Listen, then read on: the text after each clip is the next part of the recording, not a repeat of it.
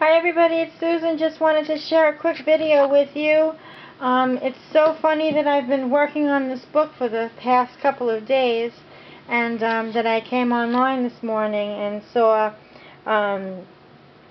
Marion doing a tutorial for live stream later on today on a book making. Her book looks lovely. It's got all the dyed pages and all, but this is a little different.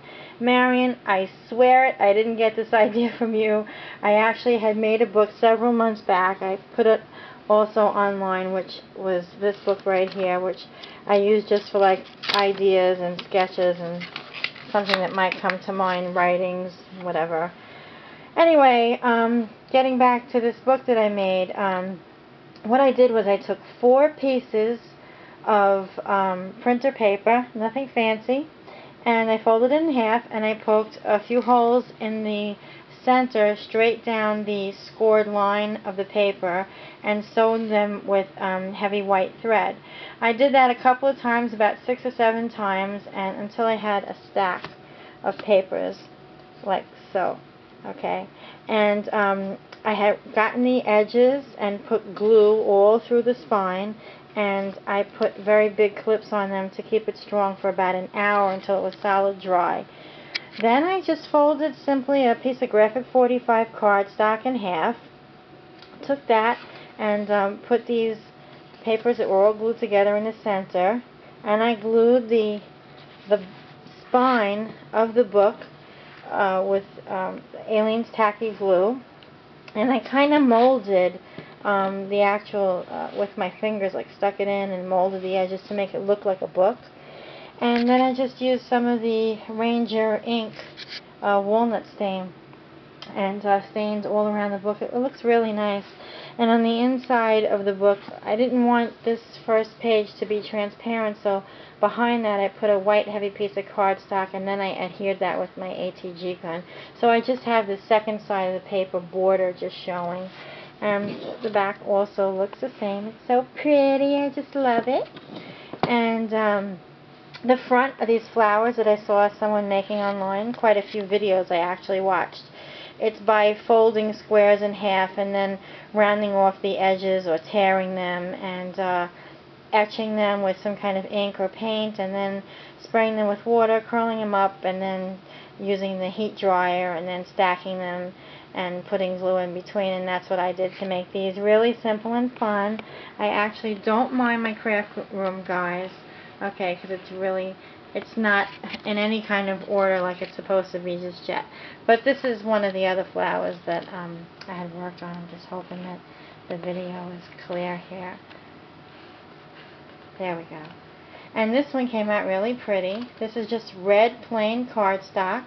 I used some clear stickles and some of my the walnut stain and some gold dauber ink. This one was white cardstock. That one came out really pretty. That one I used old Glimmer Mist front and back, and that was old lace. Super pretty. This one was also another piece of, I don't even know what that was. Well, it was some kind of cardstock, and I sprayed it with like gold and red Glimmer Mist. Very pretty. And here's another one. This one's from K & Company. This one, numbers on one side and something else on the other. But this is a great scrapbook or card flower.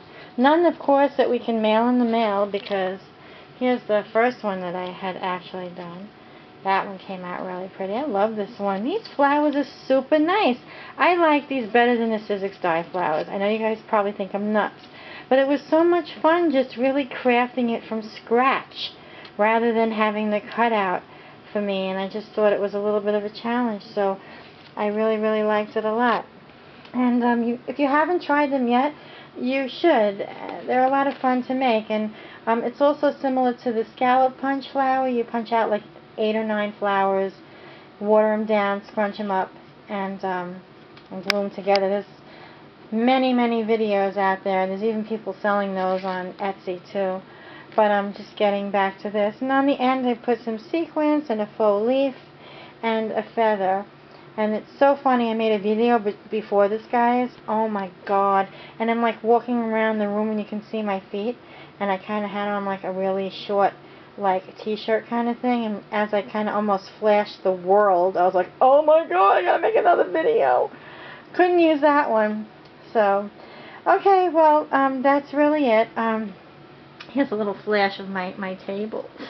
See, it's nothing like, you guys. I don't have like a super fancy scrap room. It's like really in the making. I'm just kind of waiting on things to happen. So there's just been a lot of stuff going on lately. But I wanted to share this book with you. It's a lot of fun to make. It doesn't really take a lot of fancy supplies and all. But again, it's a lot of fun to make. And you can give it as a gift or keep it for yourself. I write things down like my passwords. I get an idea. Somebody uses a product that I'm interested in trying. I'll write it down. A website address. Anything that's pertaining to my interest in crafts, I write down in one of these books. So this is going to be like my third or fourth book, but I just wanted to share it. And Marion does have a nice video. She's kind of like dipping her papers in ink and drying them in the dryer and all. I just saw a piece of her clip on, so you should check it out. But at any rate, you can also try this one on your own too. There's all the bookbinding videos that are out there that are really, really nice. There's a lot of super creative people out there, and it's really an enjoyable little project. So I hope you enjoyed it and that you like my book, because I do. I'm going to be writing some nice things in there. I actually want to do some freehand sketches on a couple of ideas for cards. So anyway, you guys, have a great afternoon. It is absolutely hot here in New York City. It is 94 degrees and I'm schwitzing. Have a great day. Bye.